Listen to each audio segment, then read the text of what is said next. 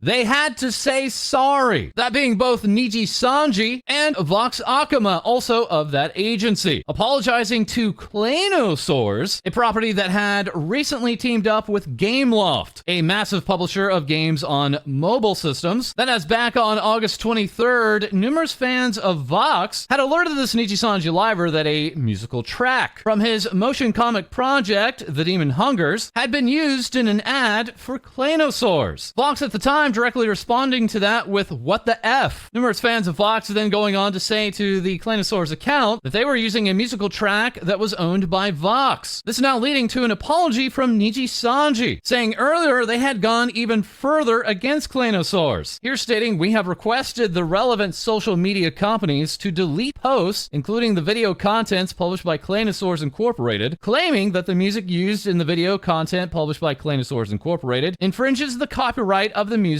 Mountain Whales, used in the self-produced film The Demon Hungers by one of our livers, Vox." However, upon further investigation, it was found that both Music 1 and Music 2 utilize the same music available for sale by a third party, and therefore our claims of copyright infringement were untrue. Therefore, we has sent a request to the relevant social media companies to withdraw our claims of copyright infringement. The video content published by Claynosaurs Incorporated is now once again available for viewing on Instagram. We deeply apologize to both Claynosaurs Incorporated and those who enjoy their content for the trouble caused. Vox quote retweeting that Niji Sanji post and saying, "I'd also like to extend my sincere apologies. When first watching the ad in question, I immediately and incorrectly assumed that the music they had used was stolen from my film, when in reality, that small part is a sample sold by a third party. This possibility never crossed my mind, and I'm very sorry for jumping to the conclusion that Claynosaurs would intentionally steal music from the film. I'd also like to apologize to fans both of the film and Claynosaurs who may have been affected or who made the same mistake I did. Overall, I am very grateful for Claynosaurs understanding clear communication and forgiveness during this process, and am happy we're able to put this issue to rest." This all also involving the composer and producer Diego/Patterns at Pretty Patterns, who's collaborated with Niji Sanji numerous times. 5 days after Vox Akuma had tweeted out "WTF," Diego would clarify, "Someone just DM'd me about a tweet stating a track I made for Vox's The Demon Hungers was quote-unquote stolen and used in some kind of crypto project promotion. To make it simple, we just used the same sample as a part of our track. It's as simple as that. I'll never support crypto projects and I personally dislike them, but the reactions against someone who didn't do anything wrong in this situation are crazy. You guys have to chill and stop giving opinions when you don't have a clue what you're saying. Can't say I'm surprised, to be honest. Some of y'all love hating just for the sake of it. Wink, wink. Feel a little shame, will ya?" During that statement and after this Vox apology, fans then taking Diego to task, demanding to know why that composer did not make clear that samples were used and if that was communicated to Vox. Diego saying further, "I talk publicly about how samples are a part of my production process, even in my own personal work. The use of samples isn't free. I talked publicly as soon as I heard there was a situation going on about this, saying, quote, I chose silence, as if I'm responsible for whatever is going on and decided to do this on purpose, is actually effing disrespectful. People assuming the worst and blaming without a clue of what's going on are a big reason why the vibes are so rancid sometimes. Feel free to talk to me directly if you have any sort of problem with the way I handle things. I promise you that we'll both benefit from that. If you actually want more info or want to have a conversation about this, I'm more than happy to do that." Vox then seeing the harassment by fans being leveled against his own composer, and then stating further, addressing some members of my own community. "Even though I was unaware that specific part of the song used a third-party sample, it does not mean that the use of that sample is quote-unquote lazy. Please remember, Diego worked on the soundtrack for something close to 6 months and hired live performers, vocalists, and session musicians to make the best musical score possible. It has 18 original songs. Please have some respect for the composer and how hard he worked to give the film such an incredible musical identity." The composer replying back to Vox, "Absolutely loved working on this and nothing will change that. Again, thank you for having me and for everyone supporting the project and soundtrack." Vienna replying to Diego with, "Samples are so normal and a key part of producing. I hope everyone realizes that even the best artists worldwide use samples. Some people's livelihoods are just creating samples to sell to producers." As Even Amelie is here with, "I wish sampling was talked about more because it is so common in the music industry. I'd even say integral. Half of the most popular songs today are samples or have been sampled sampled from. That's all while we have one new update from Niji Sanji giving out this notice, saying due to rising costs of certain raw materials, prices for certain product series on the Niji Sanji EN official store will be revised. That being prices for the Puppet series and Nui series going up by 200 yen each after these revisions. This as today, once again, we are back to looking at VShojo Zentreya, who as part of our last episode made clear they had received a warning from Twitch regarding actual themes. Numerous VTubers and creators since then also coming forward to say they've now received these same warnings from Twitch.tv. This including D the Sphinx, out now with her own remix of Down by the River, and sending out a over 9-minute public service announcement about these warnings. Patchy replying, I got one too, D. I got a warning 10 minutes into my stream just standing there talking. Twitch's auto flagging system is absolutely broken, and people are getting flagged left and right just for existing. The Gyaru Cat VTuber Lydia Nikazawa asking, how the frick is this actual? Please explain anything that I did that was actual in any way at all. Provide an explanation so I can avoid making this mistake again. Lydia earlier today sharing, I returned to Twitch today after a day off after getting actual theme flagged. My account is now forced to apply actual themes and I cannot remove it for 6 days. I'm like the most gentle streamer out there, but my patience has its limits. Further along, we have Pippi Slayer tweeting out, I've been on a break for the past 4 days, but on my last stream, I randomly got slapped with an actual themes label out of nowhere while playing Cookie Clicker. I think Twitch is genuinely starting some sort of VTuber purge. Taking us over to the Twitch partner, Kitty Flute, having their account suspended, stating, I'm currently indefinitely banned on Twitch. Does anyone know why it would say Twitch accepted my appeal, but my account is still banned? I have no email about my ban, which isn't usual, and no email about my appeal. I've never had an indefinite suspension. Does anyone know? Later receiving that email and saying, I have the email, guys. Thanks for being so supportive of me. I'll have more updates for you tomorrow. I'm going to be changing something in the future, so if you're interested in my plans, please stay tuned. We also have the illustrator and animator VTuber Spectissa stating, so I was making booty emotes on stream yesterday. In hindsight, I added little shorts to the base emote, so it wasn't a bare booty while I customized it. I apparently wasn't quick enough and got banned for 7 days. So once again, a wave of Twitch VTubers receiving these warnings now from Twitch alongside potential bans. All while over on YouTube, we have Lumen Tsukaboshi, a supernova-prone celestial VTuber and V-singer, recently running some live voice acting with Abaki Pam, and now revealing, so my original song just got copyright claimed. My original song I've been working on for 4 years. I tried to dispute it since I assumed it was my publisher being extra thorough, but my dispute was rejected. Who the heck is State 51 Conspiracy? Why do they sound like an evil organization? And why do they think they own my song? It's not even out yet. Team YouTube replying, if your dispute is rejected, it won't typically result in strikes or other consequences for your channel, but you also have the option to file an appeal directly from YouTube Studio. Lumen responding, I'm worried that the appeal will blindly get rejected again and it will result in a strike or a takedown. YouTube is not traditionally kind to indie creators. I don't understand the basis of why my dispute was rejected from someone who is not my publisher. Lumen earlier today giving us this update that the original song content ID has been fixed and is looking like a premiere will be occurring on September 20th. As now we're checking in with Neko Mickey, a variety VTuber and lounge owner who sings and specializes in jazz and opera, earlier celebrating by being invited to the Twitch Women's Guild, saying, I cannot wait to meet more like-minded creators and thank you to everyone who has supported my journey to allow me to get here. This VTuber opening up after that with a mature subject that happened to them at Offkai Expo of this year, giving out this warning of derugged drinks and stating, I only mentioned this very briefly on stream when it happened, but at Offkai this year, I had my drink derugged at a party. I was fortunate in that I caught myself and took only one sip, remembering I put the drink down for a few seconds. Luckily, it only made me very sick for the evening, and thanks to some friends, I was able to make sure I left the con safely. I bring this up now because I made a post the other day showcasing my drink toggle, role-playing making a drink for the post readers. I was made incredibly uncomfortable by the number of replies that tried to roleplay back the drink was derugged, some even asking for it to be that way. It set off anxiety I did not even know I had from the con incident and made me realize how scarily normalized actions like this are if it's made its way into general humor. All of this is to say, please think before you speak and re-examine how you interact with others if necessary. It may seem like I'm making a mountain out of a molehill, but it's tiny steps to help not normalize this, like not using it for humor. That will help in the long run to reduce the amount of essay or attempted essay that occurs. Just because I am a woman does not mean I should expect this kind of behavior towards me, something I'm sure other female friends have also heard. Everyone should feel safe on and offline. Nico later stating, quick comment to say thank you so much for the overwhelming support and validation that I am not overreacting. The more we stand up, the less this will hopefully happen. Thank you again so much, everyone. And later that day adding, while there is a lot of support, I'm also seeing a lot of concerning comments about what I should have done. Please be cognizant of how your words come across as putting the blame on me. Also to clarify, I am reposting this from another reply. I let the organizers know and we investigated as much as we could, but could not find the culprit. I did a test that did change color. It was late at night though, and my first priority was to get to safety and take care of myself since I was sick and wasn't sure what was happening. So no, I did not get to the police. Sometimes that isn't 100% feasible, and by the time I was well enough and processed what happened, it was too late. Thank you for supporting yesterday's post about the drink incident. I realized I shouldn't feel bad about setting boundaries, but also that it needs to be said. I'm happy I could do my small part in making these jokes and behaviors less normalized, and I hope we can all do the same, especially as con season continues. Everyone deserves to be safe. This VTuber attending TwitchCon this weekend and returning back to stream on September 26th, further tweeting out, with the recent PP pics and parasocialism I have received, I'm just going to keep it simple for if you see me at TwitchCon. This is all I ask. Excited to meet everyone starting tomorrow. Nico setting up these TwitchCon boundaries. Basic etiquette. That's it. Don't be weird. Once again, TwitchCon San Diego occurring this weekend. TwitchCon themselves hosting numerous meet and greets, many of those involving VTubers. Also making plans for meet and greets with TwitchCon is Stream Elements, hosting a meet and greet on Saturday with the Girly Pop Gang, that involving Cinder, Numi, Bao, Vienna, Tricky, and Yuzu, while going all out like never before is Ark Culture, announcing these VTuber meet and greets at their booth, that being booth number 3616, saying IRL meets will be ticketed, and for virtual meet and greets, lines will have no more than 10 people at a time, but no tickets are required. This is bringing us over to horror streamer Grammy, set to perform a meet and greet alongside Ark Culture at TwitchCon, now racking up 50,000 followers on that platform, and relaying good news regarding her business, that being Saucy Biz, and her hot sauce that was in possession with Novel Horizons. Novel Horizons now handing possession of that hot sauce over to Grammy, with Grammy going on to talk about this on stream, and very briefly also talking about her time with MSM.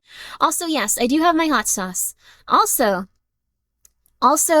it was very nice of them. I don't know, it was, I feel interesting about it just because, like, I did have to, like, get angry in public, and I apologize about that, but they did finally send me my hot sauce stuff, and I want to thank them. I guess I won't apologize since we were, like, you know, like, going through it for such a long time, but I should thank them profusely for doing that. They sent the hot sauce, so I have that old stock, so I can get back into the Saucy Biz stuff much quicker, and I appreciate that. It was very nice of them. I was not communicating with them. It was thanks to Yama, who was communicating with them, and I had kind of written it off at that point, to be honest.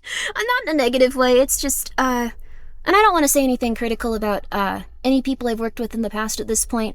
It's just that since so many things had fallen through with projects and stuff, I was just kind of like, this probably won't happen, and I don't want to think about it ever again.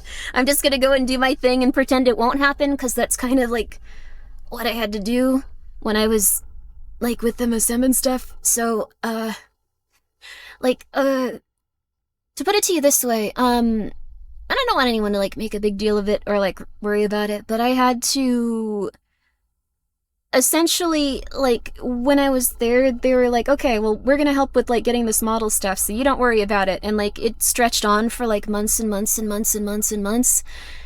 That's why I got this model, like, after so long. But, like, what I did is I just didn't say anything, and I went and, like, did it myself. So I was just kind of like, okay, well, this isn't something I can do myself, so there's a very strong possibility this just isn't gonna happen. And so I was like, I'm not going to waste my time with this. I'm just going to move on and do my best. So it was very nice. It was very, very, very nice of them to do that. I did not think that was going to happen, and I hope that they're all doing well.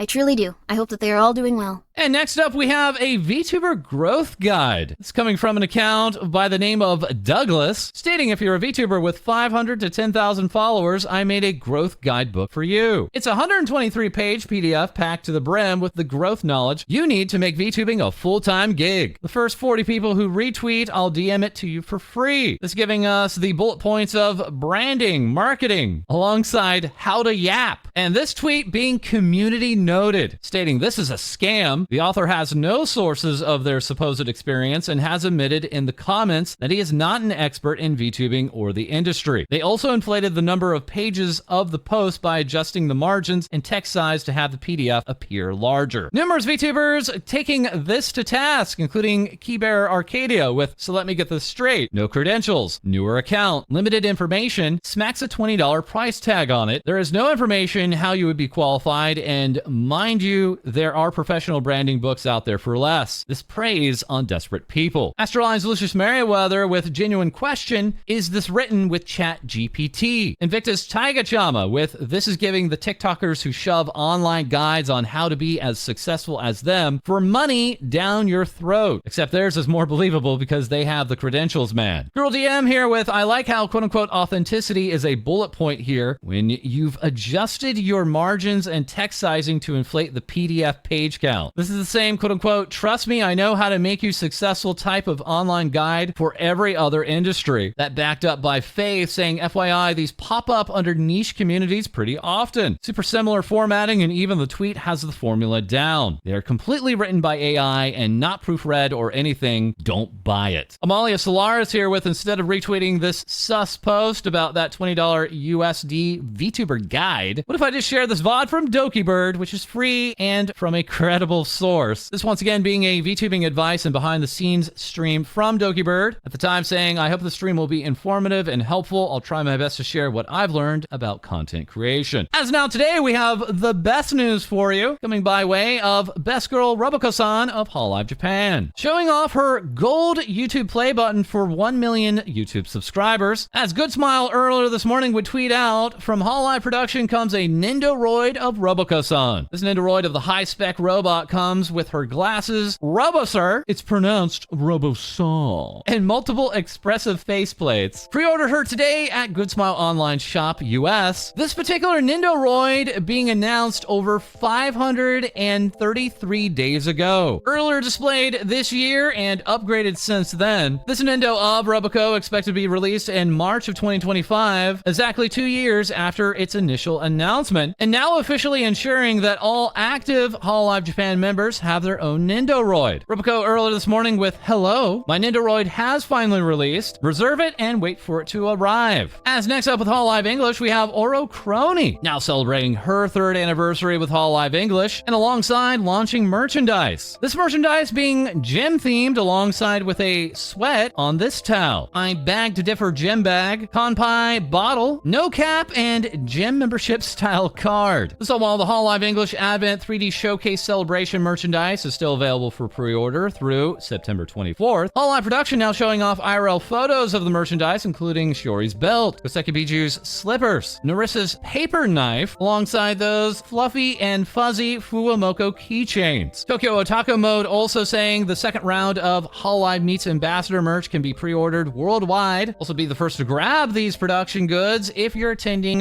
Kyomof in Kyoto on September 21st and 22nd. As very lastly regarding HoloLive production merch, we have Gavus Bettel of Holo Tempest here now with the long-awaited body pillow cover, giving us this look from both front and side. Also with HoloLive English, we have Raora Panthera showing off this self-illustration with a Rao. Cosplayer Talotan seen here as the big cat and remarking the echo in the mirror. This HoloLive English member now announcing Chatini Day. Join me for a 12-hour marathon, a whole day dedicated to our amazing community. Now giving us this updated launch timing of Friday, September 20th at 6 p.m. Pacific, 9 p.m. Eastern, and adding, by the way, no jetpacks on Chatini Day. Followers of this HoloLive English member continually asking in her chat for a jetpack and being denied every time. Also very quickly with HoloLive English, we have Mori Calliope here with Next Big Dream Onsen sponsorship. Oh, and HoloEN at the Las Vegas Spear, of course. There is much work left to be done, deadbeats. Fujikura Uro Haruka of Fates Connect finding out that the cost of a Spear ad placement is $450,000 per day. This Fates Connect member saying you can make it happen. Oh, while Callie also added Gachapop and Mori took over Times Square in New York for a minute. Callie's Gachapop cover being featured in a Spotify ad across numerous billboards as seen here. This all while the holoGTA role-playing server is still underway. Numerous members in HoloLive Japan, ID and EN not paying attention to their chat during these streams, but Pavolia Rene of HoloLive Indonesia still taking a moment to tweet out about holoGTA, a gentle reminder that what I'm doing is role-playing and I request everyone to let things flow naturally in the city. Do not knock on the aquarium glass and please watch over us as we live life in Holo Santos. And speaking of Indonesian VTubers, we have VShojo's Michi Mochievee. Mochievee here soon with her first new outfit debut. That's still set for September 21st, promising a new outfit, new assets, a new cover, and other surprises. That is, if her internet stops crashing. Showing off these results and saying, I'll call him up and see what I can do. It did this too yesterday, so I'm kinda sorry. Michi also here with a new cover song, giving us this early spoiler. Celebrate the new outfit debut. We'll be premiering a new cover song too. Hopefully we can watch it together on the day. Mark the time. The song being For Every Baby Needs Daddy. Also with VShojo, we have ProjektMelody and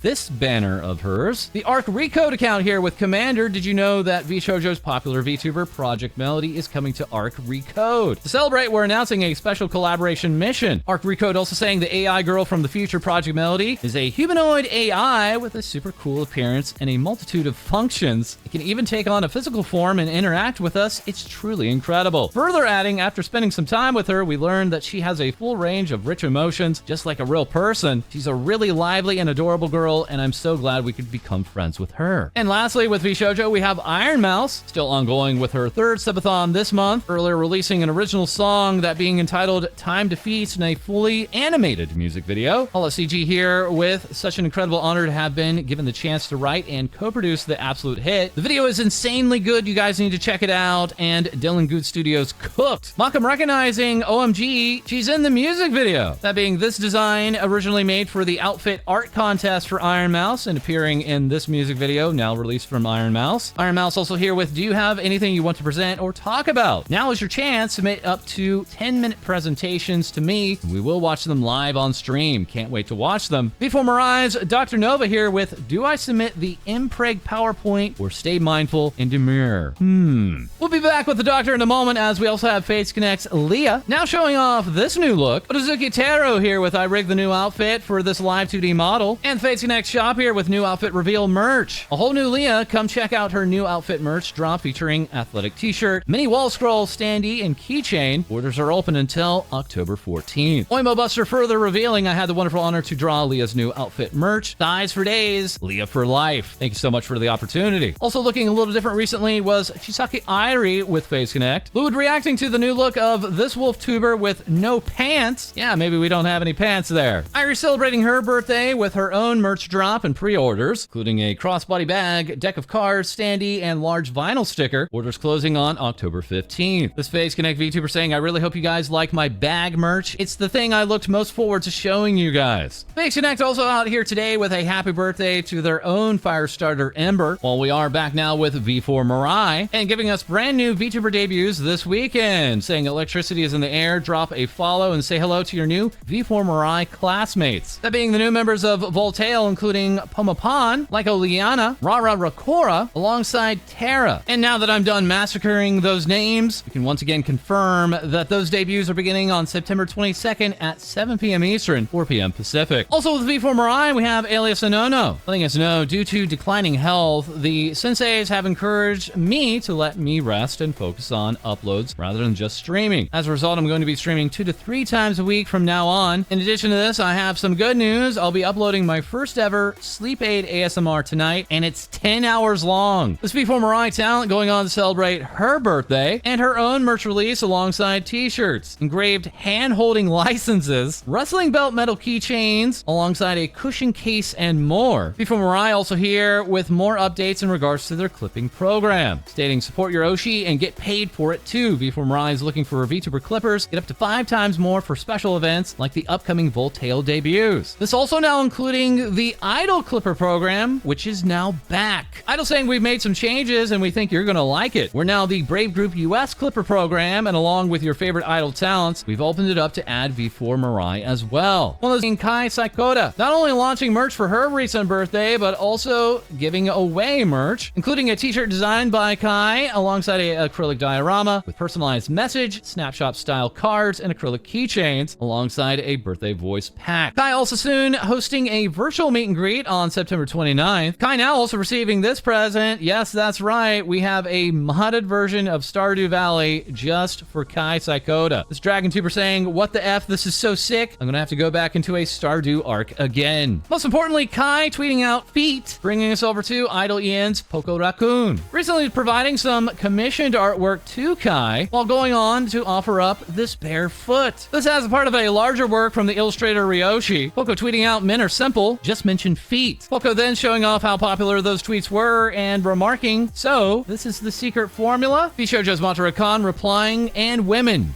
love feet. One of those feet enjoyers being AM Project's Blaze Shinryu, announcing a VTuber Olympics, remarking the fleshies have had their fun, now it's our turn, go for virtual gold. The application deadline for this being October 5th, and the event date being from October 19th to the 20th. This AM Project member inviting indie and agency VTubers alike to be hosts and judges, one of those judges being Poco, alongside Pixel Link's Kana Yanagi, now launching her very own birthday bundle, including Kamo Pillow, acrylic diorama, metal membership card, and voice pack. This merch available until September 29th. Kana also sharing, I've been made into a plushie. That artwork by way of Claro saying, look at my daughter, she's so cute, and mom now. With Alpaca VTuber Cozy here with, I'll make a real showcase later after some upgrades and edits too, but Claro and I created this plushie for Kana's giveaway win. What a silly little girl. Kana also out here with a Still Alive Portal cover, stating, I hope you enjoyed the fun and feels I was trying to convey with the lyrics. Also very quickly, we have ASMR VTuber with Production Kawaii, Nene Amano, out here with her new original song, Adabana. Meanwhile, with Production Kawaii, we have Lua Asuka showing off this new pajama outfit alongside this full reference sheet. The VTubing agency with a spicier take, VLur, is currently looking to hire script writers to create adult-orientated scripts with 1,000 to 1,500 word counts for talent audios. Well, next we have Apollo from Mythos, preparing for her 3D model debut happening on September 24th at 2 p.m. Central on Twitch. Once again, those Roboco Nendoroids are available for pre-order at this time. Good luck to everyone else, as I do intend to buy all of them up. And that is all for this episode. As always, feel free to like, comment, and subscribe below. Send in your VTuber news to our Discord, as we'll have more things VTubers say for you soon.